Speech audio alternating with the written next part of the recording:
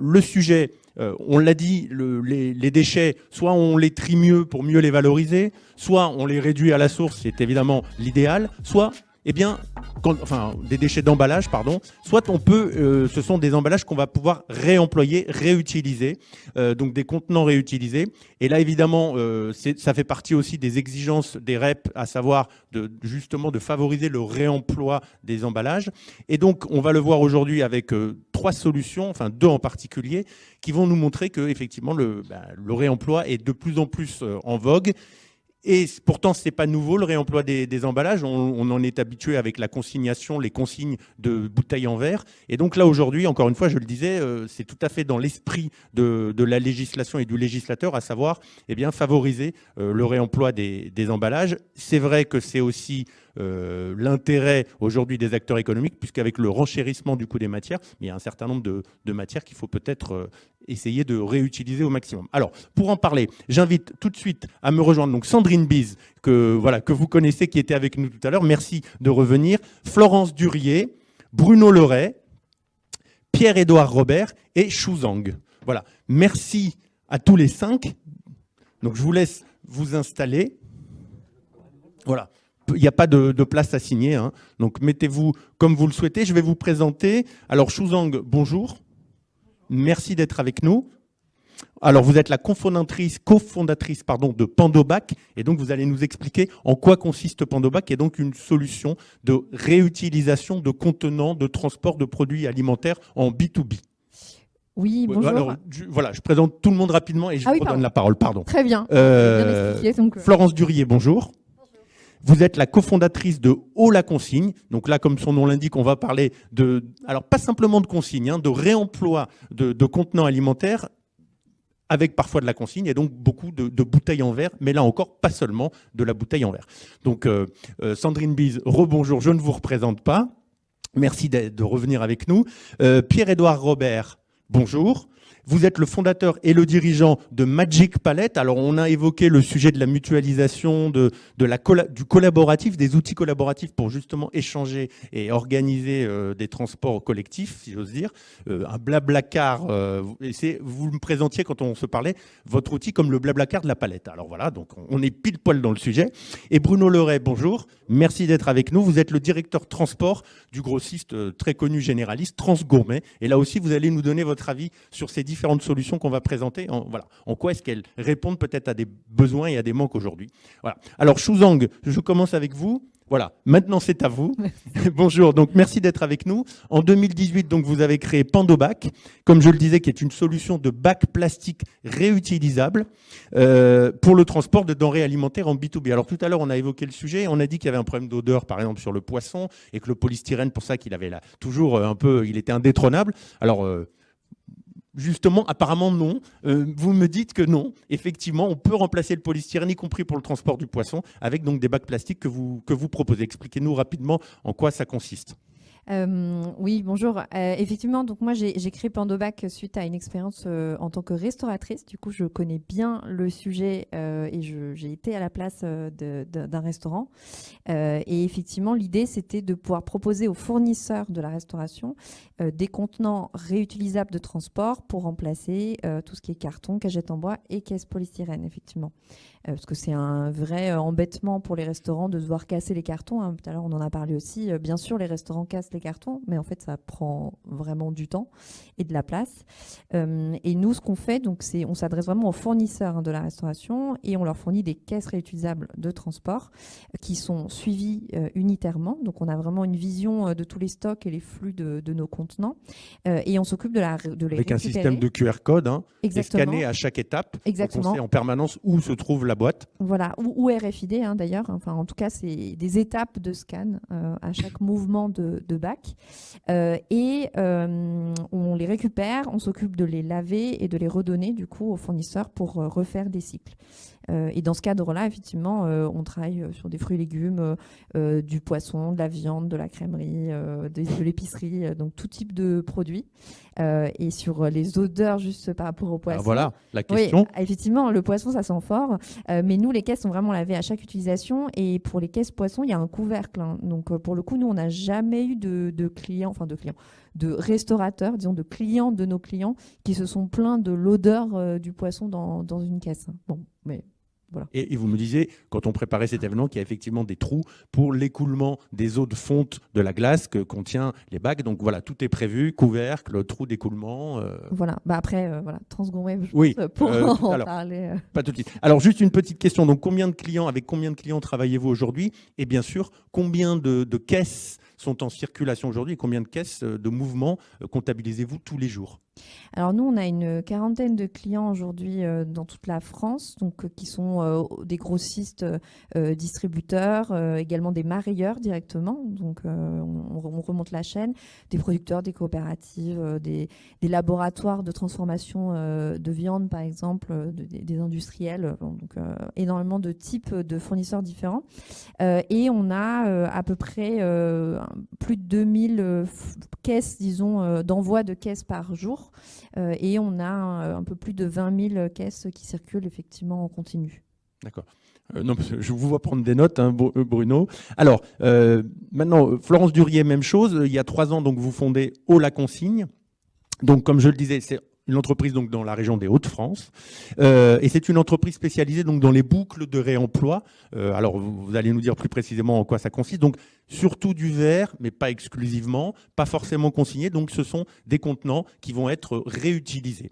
Alors, même question, j'ai envie de dire, quels sont vos clients aujourd'hui et combien de bouteilles arrivez-vous à faire réutiliser comme ça chaque année? Bonjour à tous. Alors peut-être pour préciser, Haut la Consigne, en fait, notre projet, nous, c'est vraiment d'aider les professionnels à sortir du tout jetable et à passer aux contenants réutilisables. Donc les contenants, ça peut être les bouteilles, ça peut être les plats, ça peut être les bocaux, ça peut être les caisses. Vraiment tous ces contenants primaires ou secondaires qui peuvent facilement être réutilisés, et notamment parce qu'ils passent dans une boucle et parce qu'ils sont nettoyés entre deux. La première filière qu'on a lancée, ce sont les bouteilles. Donc effectivement, c'est la filière la plus mûre aujourd'hui. Et on a plusieurs métiers pour ça. Donc l'accompagnement qu'on a pour les professionnels, c'est à la fois du conseil pour bien choisir son contenant, pour bien choisir son étiquetage, pour bien organiser en fait toute la partie aval qui va être la collecte. Ensuite, ça va être des solutions très opérationnelles de collecte. Donc de la communication pour les clients finaux, des dispositifs de collecte avec des partenariats notamment, l'organisation de la logistique, et notamment de la logistique inverse quand on peut le faire évidemment, la solution du lavage, qui doit être un lavage industriel qui répond à des hautes attentes, évidemment des exigences de qualité, pour qu'ensuite ces contenants soient reconditionnés et repartent chez les metteurs sur le marché. Donc là, il y a une question de standardisation aussi des contenants qui se pose, puisqu'il faut que les contenants soient anonymisés, si j'ose dire, pour que tout le monde, enfin tous les producteurs puissent utiliser les contenants de manière indifférenciée. Alors la standardisation, c'est effectivement un plus, c'est un vrai plus. C'est pas, on n'avance pas à pas dans chaque filière, donc c'est pas forcément la seule solution, mais ça a l'avantage effectivement de réduire les stocks, de simplifier le tri, et effectivement de faire une sorte de pot commun qu'on peut redistribuer à tous.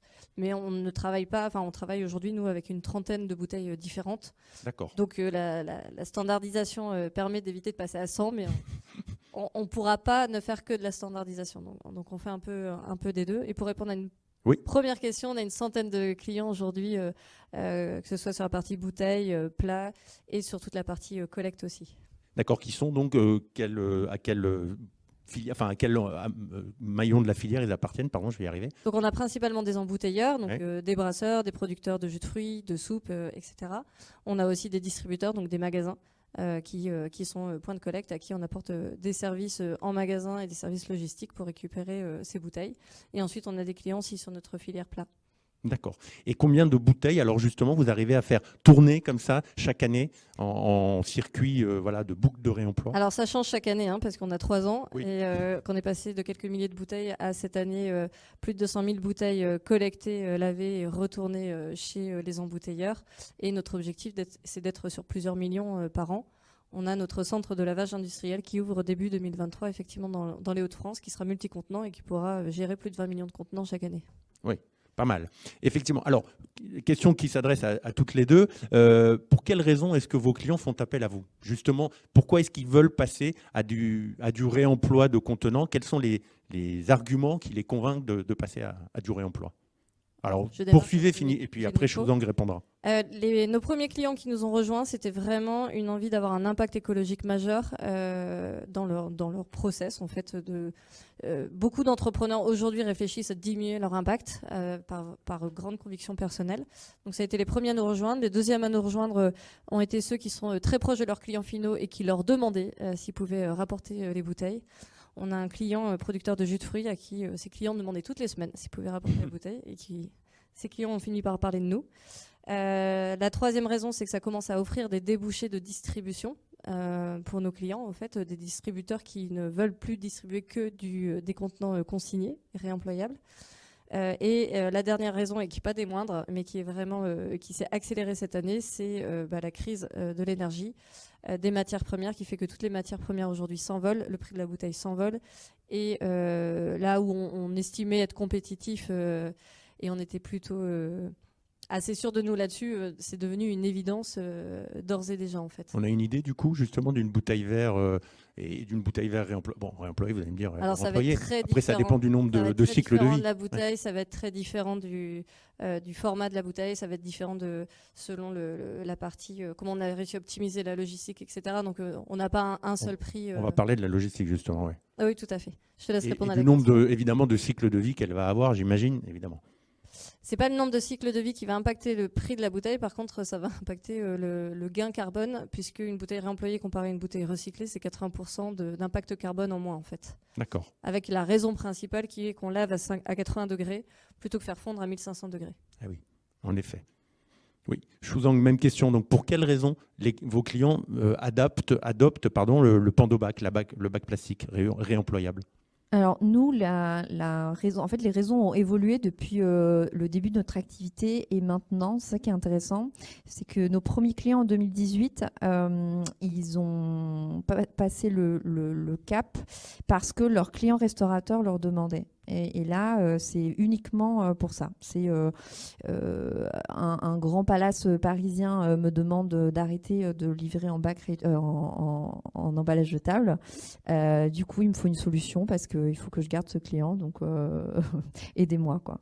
Donc ça, c'était vraiment les premiers clients. Et maintenant, on se rend compte qu'il y a ça qui marche toujours bien. Hein. Au final, le client est roi, ça, c'est toujours vrai. Mais il y a plus de conscience environnementale qu'il y en avait il y a 4 ans, mais vraiment. Enfin, c'est-à-dire que nous, il n'y en avait pas du tout sur notre créneau il y a 4 ans, alors qu'aujourd'hui, on sent que ça vient. Et il y a bien sûr la hausse des prix des cartons et des autres emballages jetables. On a un client en poisson qui nous avait dit que, c'est il y a quelques mois, hein, mais qu'en 2 mois, la caisse polystyrène avait pris plus 50%. De prix, donc bon, ça aide forcément pour notre business.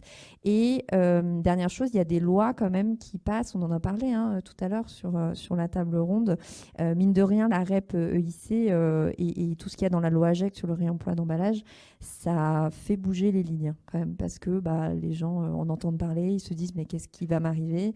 Et si je peux maintenant arrêter le jetable, ou en tout cas diminuer la part de jetable, en fait je prends de l'avance pour pas me retrouver face au mur, face à des réglementations où Ils vont me tomber dessus. qui vont me tomber dessus et je sais pas comment les gérer, quoi. Donc on a un mix maintenant de tout ça sur les raisons, alors qu'au début c'était uniquement la pression des clients qui faisait qui marchait. Voilà.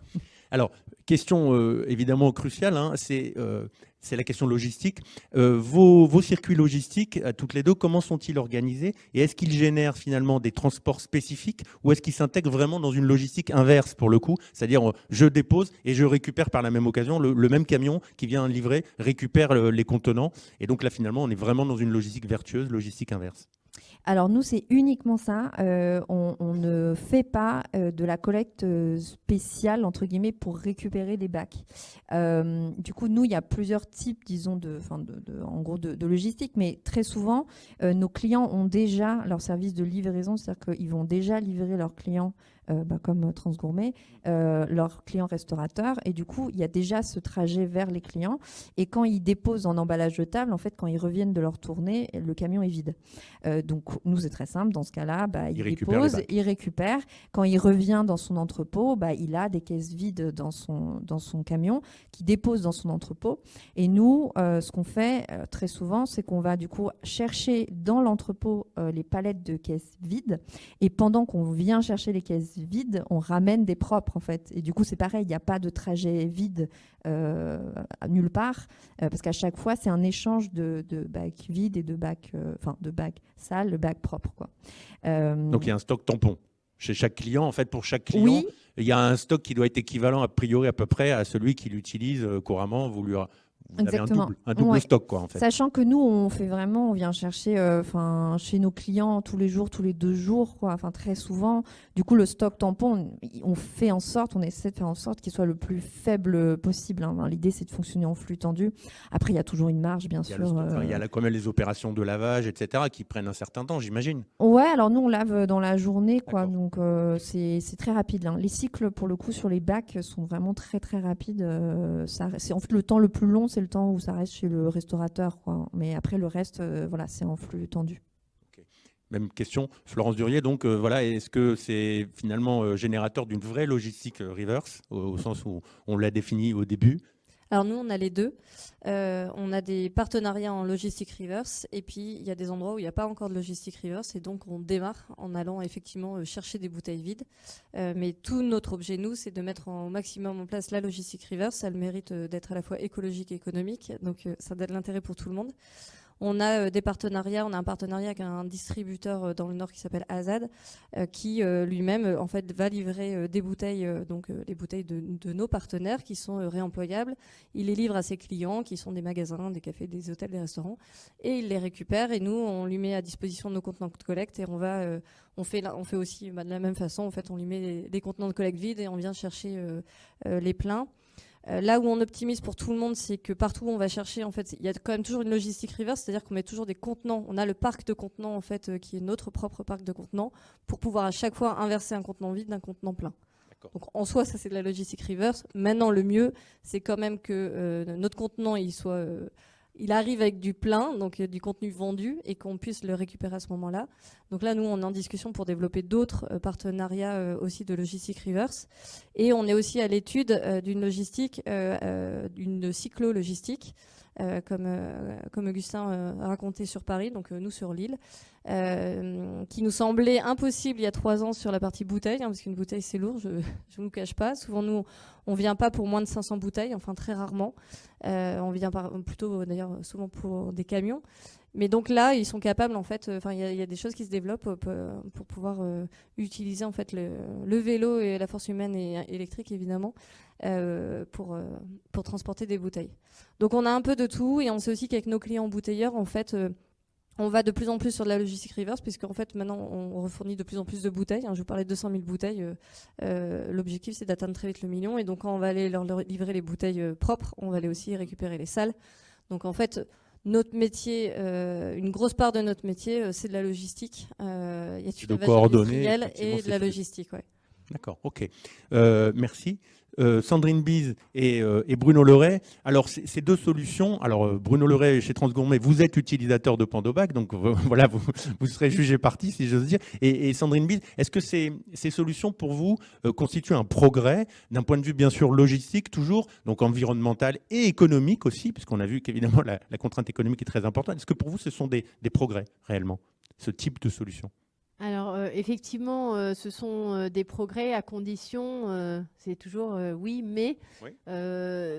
d'une part, le contenant en lui-même, hein, qui doit être réfléchi d'un point de vue écologique, parce que le tout n'est pas de dire vous arrêtez des contenants jetables pour finalement fabriquer des contenants certes réutilisables, mais ayant peut-être de mauvais impacts écologiques. Donc ça, c'est aussi à bien analyser. C'est aussi ce qu'on vient de dire, c'est-à-dire la logique de récupérer les contenants, comment ça circule, où est-ce que c'est lavé pour éviter les travers autres. C'est-à-dire que en tout cas, c'est toujours notre crainte au niveau de la CGAD, les métiers de bouche, c'est que certaines solutions qui sont pensées et qui ont l'air bien comme ça, il faut toujours vérifier si au final, sur un peu comme une analyse de cycle de vie, c'est une fois qu'on a tout calculé, est-ce que c'est bien plus vertueux que la solution que l'on avait précédemment. Alors sur le verre, ça a été notamment expliqué avec la température, hein, avec le coût de l'énergie en plus, ça a d'autant plus De vertu, oui.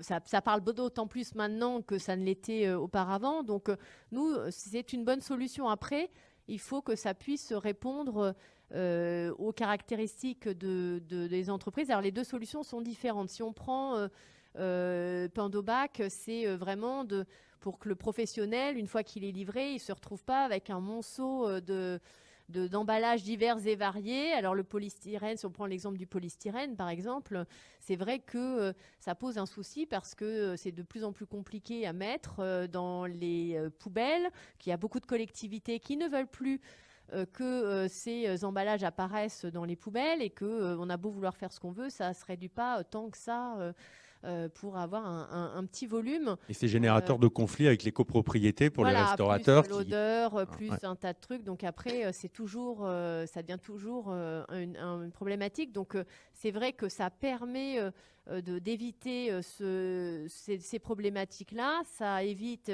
effectivement tous les impacts écologiques de ces emballages, même si derrière ils étaient bien triés, bien revalorisés. Hein. Le meilleur déchet, c'est celui qu'on ne produit pas.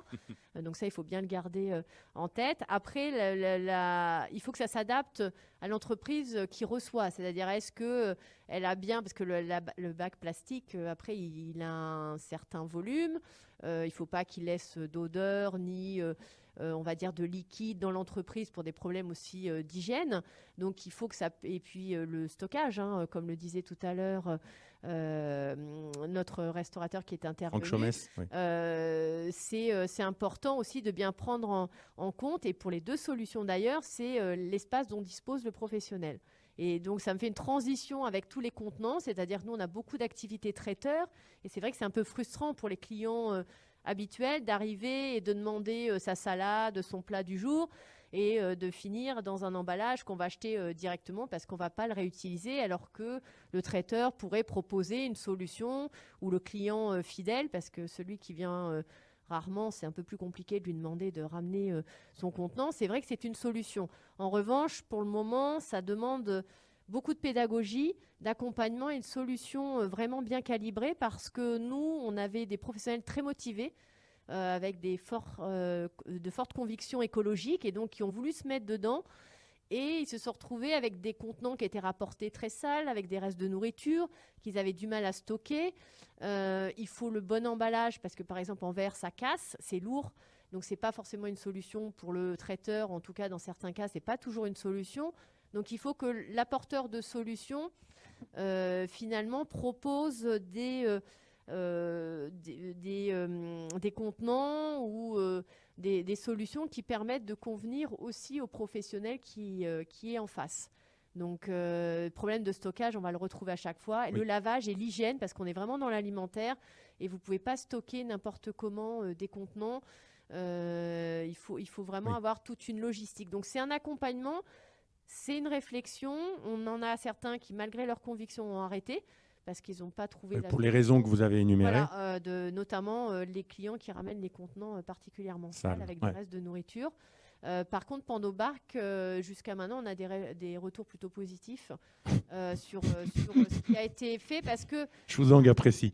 Voilà, non mais parce qu'on se connaît, on a déjà discuté. C'est simplement, moi, je pense que toutes les solutions peuvent être bonnes, mais à condition que l'offreur de solutions entende bien aussi les limites de l'exercice chez le professionnel, chez qui il peut vendre une solution. Puis ça dépend effectivement aussi, comme il y a l'étape du lavage, il faut qu'effectivement le maillage des stations de lavage soit suffisamment important pour éviter d'avoir des distances à parcourir en camion avec les boîtes vides qui finalement deviennent, pour le coup, rendre l'exercice plus intéressant du tout d'un point de vue environnemental. Oui, Bruno Leray, chez Transgourmet, vous êtes utilisateur de Pandobac, alors votre retour sur l'exercice. Alors, je vais déjà donner un petit élément de contexte pourquoi nous utilisons cette solution. Donc, nous sommes grossistes, donc par conséquent, nous avons déjà cette capacité à massifier les flux. L'idée, c'est d'avoir des camions pleins, des tournées pleines pour avoir un impact le moins fort possible sur l'environnement.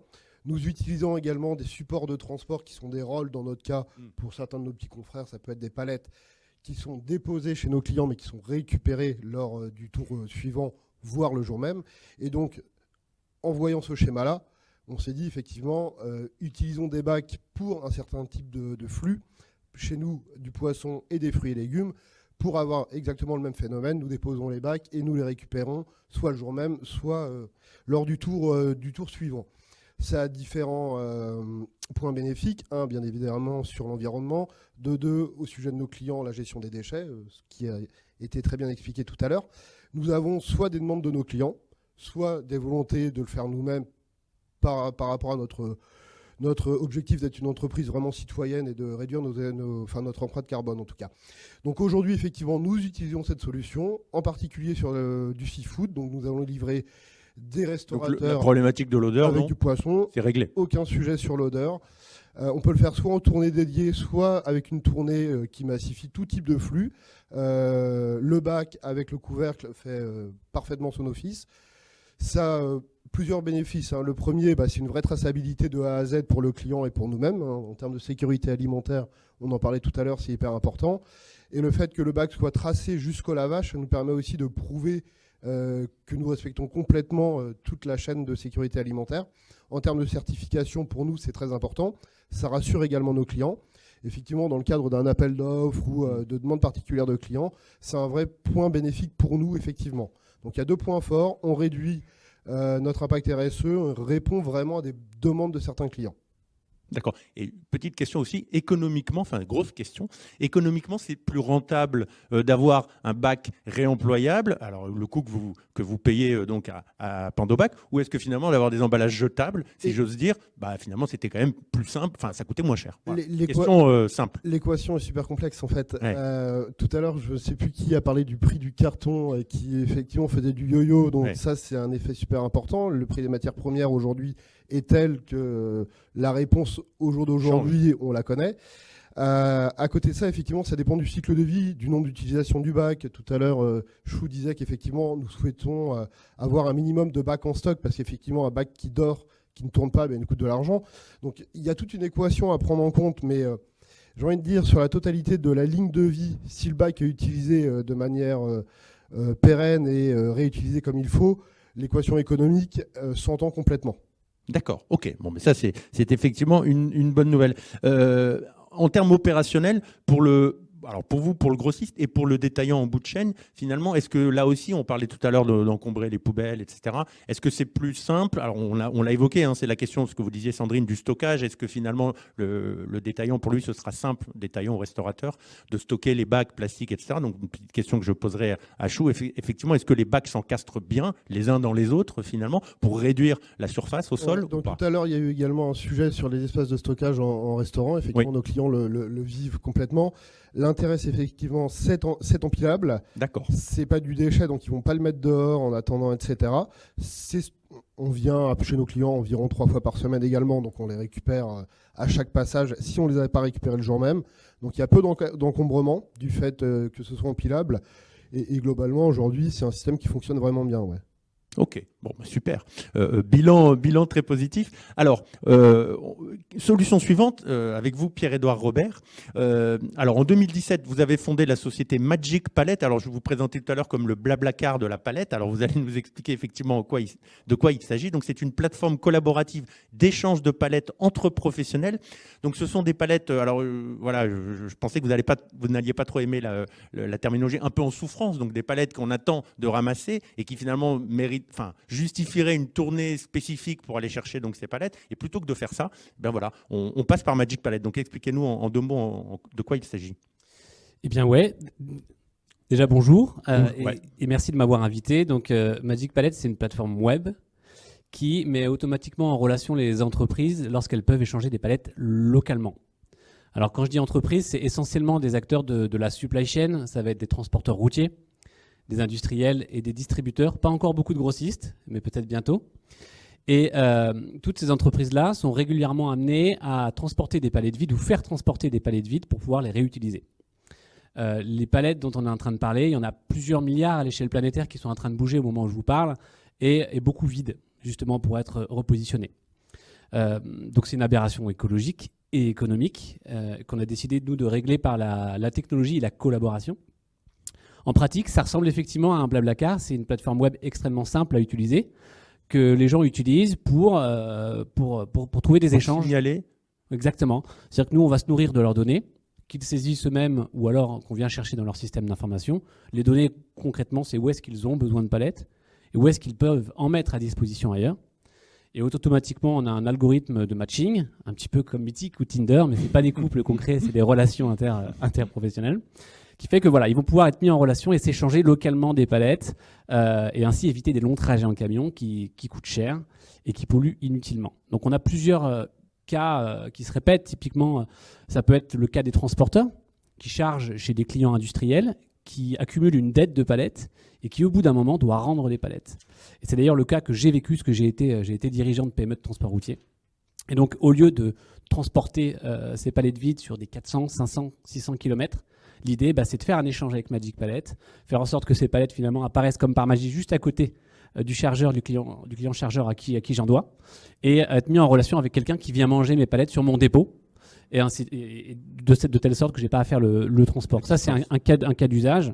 Il y en a un autre, on travaille avec beaucoup d'industriels de l'agroalimentaire, qui ont beaucoup d'usines, qui ont souvent des déséquilibres de stock de palettes entre leurs usines. Eh bien, au lieu de faire du transport en intersites, qui peuvent parfois être assez longs, ça vous étonnerait, eh bien, ils font des échanges avec la communauté. Et donc là aussi, c'est des transports en moins. Et distributeurs qui sont, je pense, les plus gros consommateurs parce que sur tout leur périmètre, on peut s'appliquer. Que ce soit sur le périmètre amont, où ils doivent rendre des palettes à leurs fournisseurs, eh bien là c'est pareil, on supprime le transport et ils font des échanges. L'intersite, ils ont aussi beaucoup de rééquilibrage de stock. Et l'aval, alors en particulier pour les gros magasins, parce que souvent les échanges qui se font sur la plateforme, c'est du camion complet, c'est plusieurs centaines de palettes et pas forcément de l'épicerie fine de quelques palettes à droite à gauche. C'est plutôt du gros volume. Oui. Ouais, c'est du gros volume. Donc ça va être des hypermarchés ou des gros magasins type Castorama ou Decathlon qui sont vraiment déjà des gros volumes en agglomération et pas forcément en centre-ville. Mais déjà, on supprime beaucoup de transports et c'est assez satisfaisant. Alors j'imagine que votre système, pour qu'il soit opérationnel, il faut qu'il y ait beaucoup d'acteurs, puisque plus il y a d'acteurs, plus il y a de sites potentiels, et donc plus les rapprochements, les matchings vont se faire de manière efficace. Donc combien y a-t-il de clients sur Magic Pallet, d'adhérents, d'abonnés, je ne sais pas comment vous voulez les appeler, abonnés peut-être, et effectivement combien ça génère d'échanges de palettes quotidiennement sur votre site? Alors on a plus de 100 clients de tout type. Les types que je vous ai évoqués, mais aussi en taille. On a de la TPE, de la PME et du grand groupe en multinational qui collaborent. Tous les jours, c'est entre 20 et 30 échanges qui ont lieu. Donc ça veut dire 20 à 30 échanges qui sont parfois à 2 membres, parfois à 3 membres. On fait aussi des triangulaires pour multiplier les combinatoires.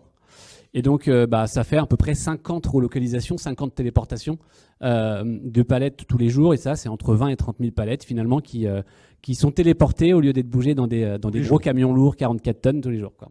Et on a une idée du nombre de kilomètres que ça permet d'éviter des tournées de camions avec des palettes vides, justement? Ouais, on le mesure précisément, c'est l'avantage du 100% digital.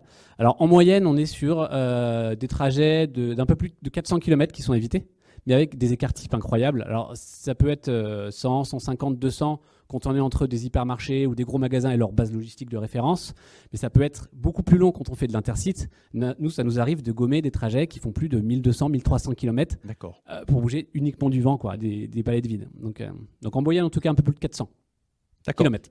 Et donc, ça fait, on a une idée du nombre de kilomètres, combien ça peut faire de kilomètres en tout? Alors nous, effectivement, la métrique qu'on a aujourd'hui, on est à, je crois, plus de 3 millions de kilomètres de camions poids lourds qui n'ont pas été faits. Depuis l'origine du site? Depuis l'origine, mais avec un effet très exponentiel. La première année, pour ainsi dire, on n'a rien fait, parce que c'est comme une pompe qui pompe à vide. On est allé vendre un produit à des clients en leur annonçant que ça ne marcherait pas tout de suite, qu'il fallait y croire, mais qu'il fallait commencer à payer, s'il vous plaît. C'était un peu compliqué. Donc la première année, quasiment zéro, et petit à petit, ça se met en place. On a passé des seuils la deuxième année, puis la troisième, et en fait, c'est exponentiel. Là, en fait, cette année, on a fait plus de la moitié de ce qu'on a déjà fait l'année dernière. Voilà, donc c'est vraiment exponentiel, quoi. D'accord, ok. Bon, super. Un avis peut-être, Bruno Loret, je voyais acquiescer à plusieurs reprises. Alors, les grossistes apparemment ne sont pas très clients, mais c'est peut-être parce que les grossistes reviennent à leur base logistique, donc finalement, ils récupèrent les palettes en général et ils les ramènent sur leur site. J'imagine que c'est peut-être ça la réponse, mais qu'en pensez-vous? Alors, au sujet de la solution, effectivement, je je suis allé voir avant. Effectivement, c'est une belle solution, bravo. Au sujet des grossistes, effectivement, nous gérons des flux différents. Moi, j'ai des flux qui arrivent de chez mes fournisseurs en palette. Oui. Donc, globalement, je vais voir le sujet de l'échange palette.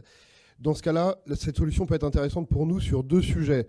Soit pour emmener les transporteurs partenaires sur ce type de solution, ce qui va leur éviter de ramener de la palette. On sait que quand un transporteur vient, il n'a pas forcément... Soit il peut pas reprendre les palettes, soit il leur prend pas assez, il leur en reprend trop, ça prend de la place dans le camion, ça désorganise le chargement suivant ou les chargements suivants. Donc effectivement, la contrainte palette, je suis également un ancien patron de PME Transport, c'est le gros sujet d'embêtement, on va dire ça comme ça. Ça a un coût astronomique en termes de gestion, en termes de personnel, en termes de temps de route, en termes de kilomètres. Donc effectivement, ça peut être un très bon outil pour mettre nos transporteurs en relation avec d'autres transporteurs ou d'autres chargeurs pour vraiment amoindrir le kilomètre qui est fait autour de ça. C'est vrai que sur un côté grossiste, on peut avoir le sujet en fonction de la manière dont on achète nos produits, soit on organise le transport, soit on ne l'organise pas. Par conséquent, on a toujours ce sujet de rendre des palettes, mais l'organisation et la gestion est différente. En tout cas, ce que je veux dire par rapport à l'outil, c'est que c'est un outil qui doit permettre à nos transporteurs de se parler entre eux et de gagner vraiment du temps et du kilomètre. Donc ça gagne à être connu. Et effectivement, je trouve que la solution est plutôt intéressante. Ouais. Voilà. Alors, question, vous disiez, Pierre-Édouard, que effectivement, pour des petites quantités de palettes à récupérer, c'était pas forcément, c'est pas tellement le type de cible que vous aviez. Alors, c'est peut-être la question que je voulais poser à Sandrine Bise. Effectivement, est-ce que les commerçants de centre-ville qui ont peut-être 1, 2 palettes parfois, est-ce que ça peut être une solution utile pour eux ou pas, semble-t-il? Alors, ça va être compliqué, puisqu'on ne va pas déplacer un camion rien que pour 2 palettes, a priori. Non, sur nos entreprises, en plus, la livraison avec palette n'est pas quand même le type de livraison le plus courant. Et comme ça pose de toute façon un problème de place, parce que on disait tout à l'heure la place pour les poubelles, mais quand vous vous retrouvez avec une palette, c'est un peu compliqué à faire rentrer dans vos locaux, hein. Donc nous, les professionnels, évitent au maximum de se faire livrer sur palette. En revanche, ceux qui auraient, dans certains cas, une palette, c'est vrai que le souci, c'est que ça reste un certain temps.